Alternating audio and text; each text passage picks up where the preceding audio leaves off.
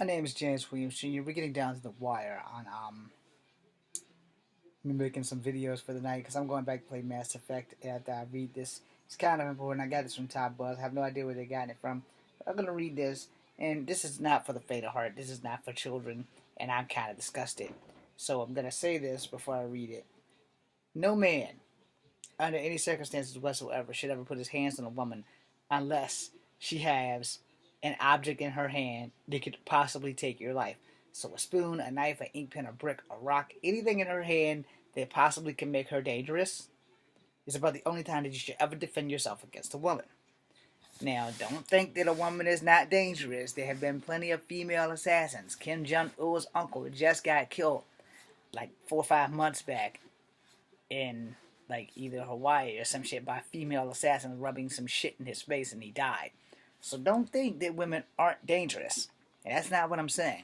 What I'm saying is I don't support the abusement or mistreatment of women in any way, shape, or form.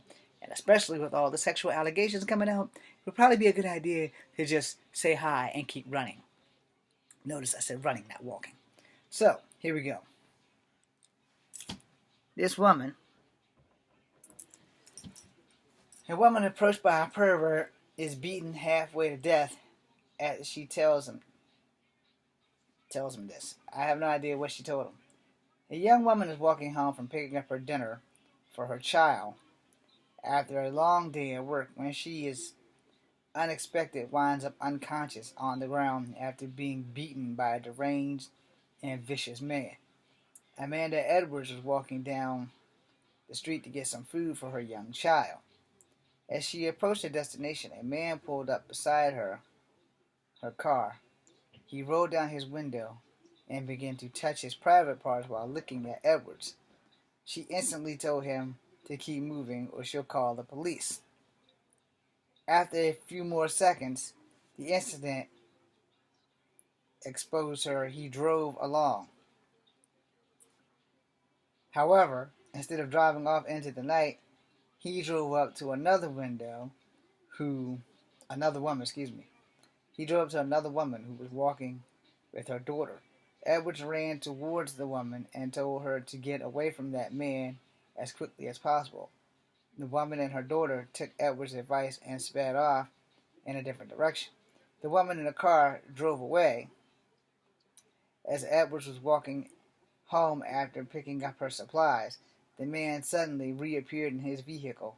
This time, he pulled up beside her and jumped out of the car, and he began to beating Edwards, punching her in the face multiple times. Edwards fell to the floor and passed out. After several minutes, she regained consciousness and made her way back to her house. It was only when she was back home did she realize her face had been severely injured. She called 911 and the police and the paramedics arrived at her house. It turns out that Edwards needed to have surgery to reconstruct some of the bones in her face that were damaged in the attack. A teenager had been arrested for the crime after Edwards' description of the man was given to the authorities. This is what she looked like after. There are no before pictures. So apparently, in doing a good deed, I don't know if that's the same woman, but in doing a good deed, she pretty much took a beating from some young dumbass teenager who was pleasuring himself at wherever this was. And you know, I don't care how mad you get at a woman for excuse me, for rejecting you, but there is a limit to the shit that you are allowed to do. Alright, she rejected you. Insult her, but leave her the hell alone. Alright? But you don't have to ever go put your hands on her. I'm James Wimpsey. This is Kung Fu Habit number 2. Be seeing you.